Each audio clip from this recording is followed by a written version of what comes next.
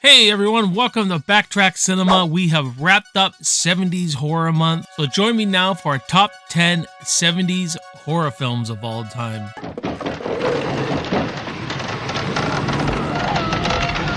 With its chilling atmosphere, its wrapped-up tension, 70s horror is a decade of wielding chainsaws, an escaped mental patient, and some of the most terrifying films we have ever seen. So pop some popcorn, get a drink, and let's talk my top 10 70s horror. Coordinator, calling Raven. Payback time. Come with me if you want to live. You just don't turn it off! What's going on, everyone? Welcome back to the channel. My name is Jason, and you're watching Backtrack Cinema, and this is where we talk movies of the past that you know and love. Guys, we're done 70s horror month, and it was an awesome month to go through these 70s horror films with you guys. I had just an awesome time examining it, reviewing them. Now, I didn't get to see everything I wanted to, and there's some I didn't get to review. So there's still a lot of 70s horror films I have to revisit. There's some I have to still see to make this list. So this is just my list, obviously. So let me know in the comments your top 10 70s horror films and all that, and some recommendations of maybe really oddball ones I've never seen before. I'd really like to know. Let's have a good talk in those comments as always, guys, and talk some 70s horror, because this was a decade of, really wrapped up tension, more nuanced filmmaking, more like things just feel real, like a real event is unfolding in front of your eyes. That's what it feels like to me. So I absolutely just loved going through a lot of these films. And so I'm going to give you two honorable mentions right now. And these are two films I've only seen once, and I didn't get to revisit them. So I remember liking them, but I'm not sure if they just didn't make the top 10. That's all there is to it as of now anyway. And that would be my first one is Suspiria. I remember really enjoying this film, really artsy film, a lot of colors, and at the end there, that witch kind of with the knife and everything. I thought that was pretty good. And the next one is Phantasm. I really enjoyed Phantasm, of how unique it was when I first watched it, but I didn't get a chance to watch it through October. So those are my two honorable mentions, guys. So coming at number 10 is When a Stranger Calls from 1979. Why haven't you checked the children? This makes the top 10 because of that awesome intro. That first 20 minutes of this film is this white-knuckled tension, and I just invested in Jill's character. I love the performance. I love all the nuances that are going on. The creepy phone call, like the guy who's phoning her. Love his voice, everything, and the dialogue that's all going on. Really love it. The movie falls apart in the second act, then it regains itself in the third act. In the second act, we're just following this killer around, and it almost feels like they're trying to make you feel sorry for him, right? They should have never went anywhere near that. He was so much better when we didn't know nothing about him, and that we didn't know what he looked like, all that jazz.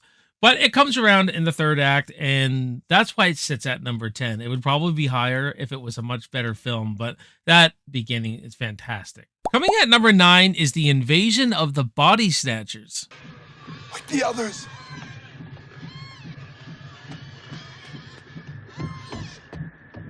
Guys, this was a first-time watch for me. This has been on my watch list for a while, The Invasion of the Body Snatchers. I've never seen the 50s version. I love this one. The wife and I just really had a good time with this one. I thought it was kind of slow going at first, but I really liked the mood it was kind of setting, and the paranoia started setting in, kind of like The Thing. And great cast with a young Jeff Goldblum, Donald Sutherland, Leonard Nimoy, and I could see why they cast Leonard Nimoy, because he's good at playing that real void of humanity kind of character. And when you see these creatures, who can, take over your body as a pod, you see them, they're unemotional, they're void of any humanity. And that's kind of a scary thought, if something like that happened and what would be the point of living? What would be the point of being human and all that with none of our emotions and all that good stuff that comes with our character? I don't know, man. It was kind of a scary thought. And some of the practical effects for 1979, I believe this come out, were just amazing, right? And our main lead, the girl, she does this shit with her eyes that was so funny, where she could wiggle her eyes like this. I thought that was absolutely hilarious. But and that fantastic ending. Now I already knew about the ending by watching documentaries and stuff. I just didn't know the context of it all. Donald Sutherland's character ended up, becoming one of these alien creatures at the end. He does the big fantastic. Great movie, man. Great sci-fi horror shit that I absolutely love. Coming at number 8 is Carrie from 1976.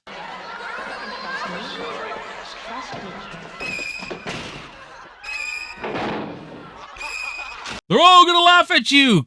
Great flick, great flick. Rest in peace, Piper Laurie, as she was absolutely fantastic as the mother in this. And the dialogue between her and Sissy Spacek, and just this is an actor's movie. Seeing Sissy Spacek and her just go back and forth with each other.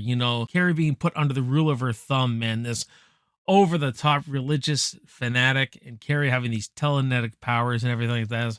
And Brian De Palma's directing is just simply fantastic in this. The slow burn approach, something to say about, bullying. Don't pick on people, because they pick on this girl. They play a horrible trick on this girl at the prom.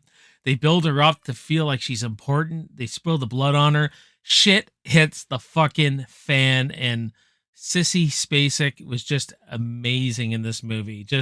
She was cast perfectly. Her acting chops, the way she looked, she was Carrie. She was fucking Carrie, man. Then she comes home and kills her mother with all the knives and everything. And there's just that one shot where she's hung up with the knives. It's like a painting, man. Like that little statue she has, that little voodoo little statue she has, right? And that big jump scare at the end, definitely inspiration for Friday the 13th. I loved Carrie. This was a great film, but you could check out my review up here. I'll put a card up there. If you haven't seen it, or you want to go check out my review, that's one I did review. Awesome flick, man. Coming at number 7 is The Exorcist from 1973. Jesus Christ, who lives and reigns with the Father and the Holy Spirit. Damien! Now, I know what you're all going to say. I didn't grow up with this one. This is one I reviewed, but I'm telling you guys right now, every time I watch this movie, I think I've watched it 3 times now, I'm liking this one more and more, and I'm starting to see the movie that everyone else sees who watched it when they were little. I get what this movie did for cinema. I understand how this scared the fuck out of people. People couldn't sleep. Childhood fears unlocked and all that stuff, but the story is just so good. The acting is so good. The characters are so good. The building up of tension and this big, big, big sense of dread and doom is coming, right? It's fantastic. That's why this thing works. Extremely slow camera work. Just putting the camera on the characters, not like nothing too fast. It's a perfect slow burn that way. And everything you see in Exorcist movies is from this. Everything, the levitating beds, her spazzing out, the twisting of the head. I mean, it works. It works so well in this original movie. And I love how Reagan looks when she's the demon. One of my favorite moments in this is when it's like, what a beautiful day for an exorcism. You know what I mean? And like that, the priest is like, you'd like that? And he goes, oh yes, bring it on. Kind of like, it's like, bring it on. This classic tale of just good versus evil. And at the end, how do you beat Satan? How do you beat a demon, right? Well, this priest sacrifices himself. Sacrifice. And, the good triumphants over evil. I just like how they end it on, there's this positive feel. There's this glow feel at the end where we feel like, okay, a man lost his life, this priest, and Father Karras, but he made the ultimate sacrifice for this little girl. And I just love that. That good versus evil. I love what's going on with Father Karras, with a guy who lost his face. He's got a lot of guilt with his mom and everything like that. Love how the demon tries to, use that against him. And Ellen Bernstein's performance too is simply amazing, man. The emotion she goes for, and what the doctors are doing to Reagan is way worse than what the demon's doing to her. You know what I mean? So just an amazing movie, and I will say this could be number 1 70s horror film over time. I will say that, like, top 3 maybe. I just really, really enjoy this movie more and more every time. I don't find it overly scary. Maybe I'll get there one day, but I wish I watched it as a kid for that. That's the only thing that brought it down a bit was I just didn't. It's not as scary as it's hyped up to be. Coming at number 6 is the Texas Chainsaw Massacre from 1974.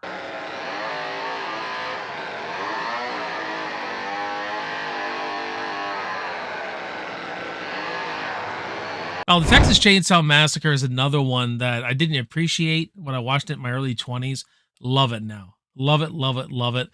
This, ramped up sense of dread, tension, all that stuff. That's 70s horror, man. Nuance, ramped up tension, and the sense of dread that's coming, like a roller coaster ride. And Tobe Hooper just puts us into an experience. This is an experience that we live through Sally, man. Just a final girl who's just running for her fucking life, man.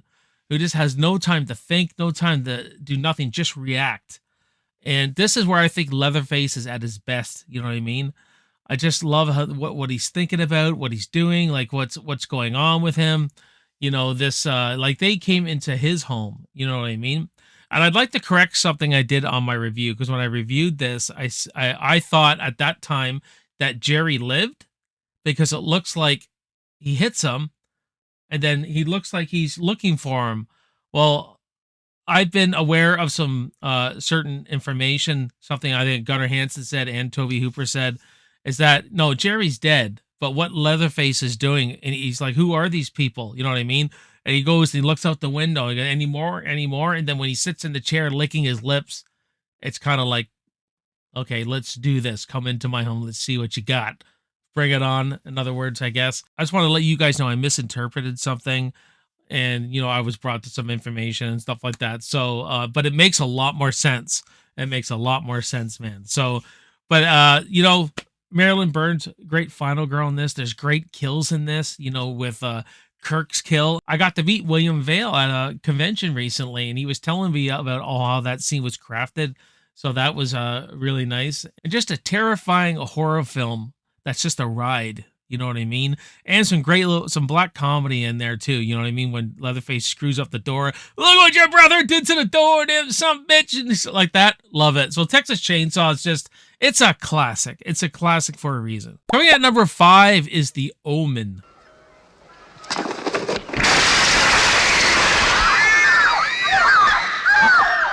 Man, I loved this movie. This was a first time watch, and I reviewed this one as well. The wife and I just loved watching this. We were really invested in this story. And as of now, as you can see, I like it more than The Exorcist, and I'm probably going to be on that hill alone, but that's okay. I was more invested, and maybe just slightly more entertaining for me. I'm a big Gregory Peck fan. I thought the kid who played Damien was creepy as hell. Richard Donner's directing was just amazing in this, and all these reveals you get throughout the movie, the mystery of everything where that he adopts the spawn of Satan, and he thinks his son has died at the beginning of this movie. And so he adopts this kid that could look like him to save this pain from his wife, that because their son died, lives this lie and buries this secret. And then we find out later that, someone killed his son when he finds him in the grave. So freaking creepy. Love that scene so much. And then he's like, they murdered him. They murdered him. Because he's this political figure. In what way, when you adopt Satan's child to have him grow up in the political world, the influence he could possibly have. Oh man, just scary shit, and such shocking kills in this film. From the nanny to, David Warner's kill with the sheet of glass. They were just like, what the fuck? That's what I was doing. My jaw was dropping. Such a great film. I really enjoyed this one. Coming at number 4 is the original Alien.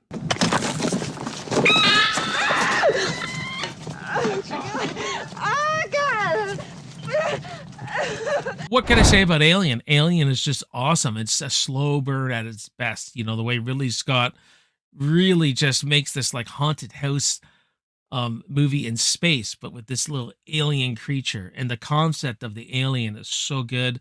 Sigourney Weaver as Ripley is so good. She's just amazing in this freaking film. The way she takes charge of the situation and starts telling people, we got to get the fuck out of here. And she's one who's really about protocol. She knows the difference between ethics and morality. Like what's when they want to bring this creature inside because it's on Buddy's face, and it's like, is it the moral thing they do or is it the ethical thing? What's better for the world opposed to just us? You know what I mean? And she understood that. Great leader. She's a great leader. And some of the most shocking things and jump scares that are just amazing in this, and that whole last 20 minutes when she's alone. Fantastic shit, man. You got to see Alien. Alien is just an incredible film. Coming at number 3 is John Carpenter's Halloween from 1978.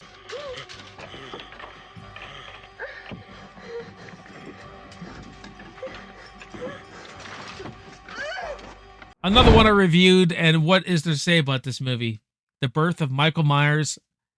He's awesome. This is another one. There's this slow impending doom that's about to happen. Michael Myers is slowly stalking these teenagers, and then, Loomis is coming after him, and Loomis is like terrified. He knows what Michael is. He knows that he's pure evil.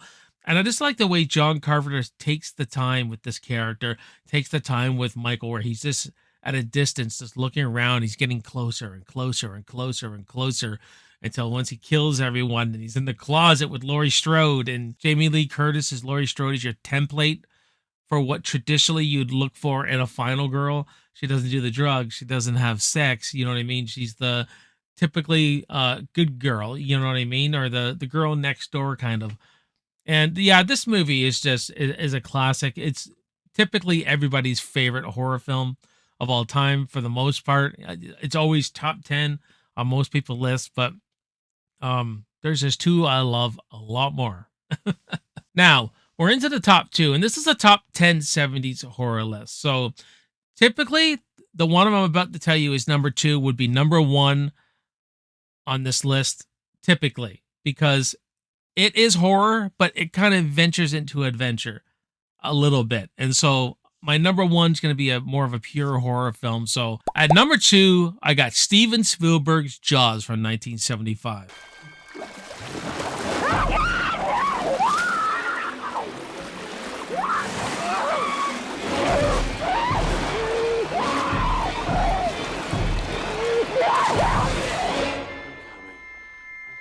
So normally this would be number 1. Like it's a better movie than what I'm going to give you as my number 1, but it is very much a horror film. I'm not saying it's not, but it's just a point in the second act when they go after the shark that it kind of gets into this pirate adventure mode kind of feel to it, swashbuckling feel. And there's nothing wrong with that, but the way this movie opens, it is just terrifying, man. And when the shark takes the little kid in the water, that's terrifying. Or attacking people in the water where you got all these witnesses seeing it. That's fantastic. And it's just great characters. It has one of the best jump scares too, but the characters, Quint, Brody, and Hooper, these are just amazing characters, and the way they just gel with each other is so good. And the way that Spielberg just had to hide the shark because it wasn't working half the time worked in his favor. You conjuring up shit in our head, what we see or what we think we see. And it was fantastic. And you do get to see some great shots of the shark near the end and everything. A lot of you would probably say it's dated now, but character and story are never dated. And that's why Jaws would be so hard to remake, because they just nailed character and story, right? And you're just so invested in this sheriff trying to save this town from this thing. He takes all this burden onto himself. He feels responsible. He feels guilty what happened to the kid and all these people who are dying off, right? And this fantastic. It's got like this, Moby Dick kind of feel to it at the end with Quint as Ahab, you know what I mean? The mighty hunter, going after the shark, because that great story he tells about the USS Indianapolis. Great flick, man. Love me some Jaws. When he comes at you, doesn't seem to be living until he bites you, and those black eyes roll over white, and then you hear that terrible high-pitched screaming. Well, coming in at number 1 is Bob Clark's Black Christmas. It's me, Billy. X, don't you tell what we did, X. Are you guys surprised? I hope you're surprised. I don't see this on people's top 10s hardly anywhere. This is one of my favorite horror films of all time. And yes, I like it more than Halloween. I love it more than Halloween.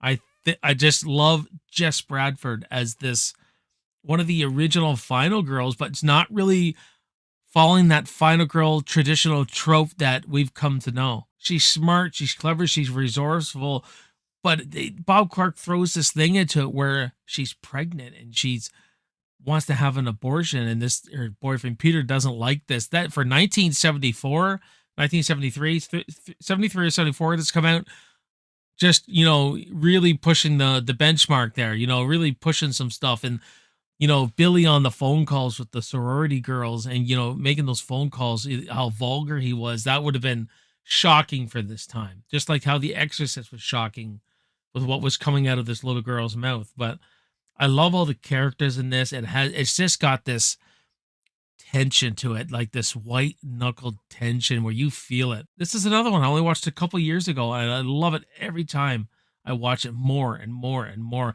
And this is the movie I look forward to watching at Christmas when it's snowing out, got the lights out, put on some Black Christmas. I mean, the creepy vibes in this film are just amazing. Like, there's that one moment where he's killing Margot Kidder's character upstairs, where she's, you know, drunk and passed out with the unicorn, and you only see the shadow of his eye. He's this silhouette, but it's creepy. It's at Christmas, and there's carolers, you know, singing to Jess Bradford. She doesn't know what the hell's going on.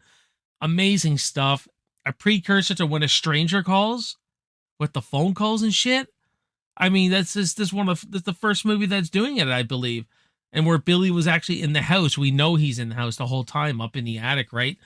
And iconic stuff here, you know, with Claire with the plastic bag wrapped around her, and you know, I've already said the unicorn killing, that famous eye shot where Jess Bradford opens the door, looks over, there's this Billy's eye looking in the creak of the door, going, they're gonna catch us, you know, they did to us, you know, it's rambling on a bunch of shit, you know, it's just the dude, you don't know what to make of the dude, and you know, he's just so interesting and fascinating, this Billy character, because we don't know nothing.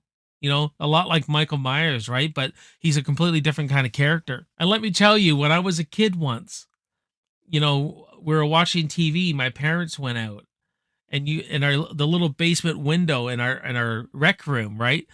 All I saw was this guy peeking in, and I saw him, and I scared the shit out of me, told my brother because he was babysitting. And so when I watched this movie as an adult, it brought back that fear, like that I remembered with Billy's eye, and I was just like, God, man, great flick, man, great flick. I love Black Christmas. Really good, quirky characters too. You get John Saxon in here too. Went on, you know, The Nightmare on Elm Street, was in Enter the Dragon as well. Classic actor, really good actor for this kind of stuff. But Black Christmas is amazing. Just love it, love it, love it. So those are my top 10 70s horror films, guys. Let me know in the comments about your top 10, and we'll have a great discussion. As always, if you're new to the channel, subscribe to the channel. It really helps the channel. The more subscribers we have, more of the videos get out there and help me grow Backtrack Cinema. Go down the rabbit hole. Check out the other reviews I did, especially the 70s horror reviews I did all month. And I thank you guys for watching. Please stay safe, be good. I will see you next time, and I will see you in the movies. Cheers.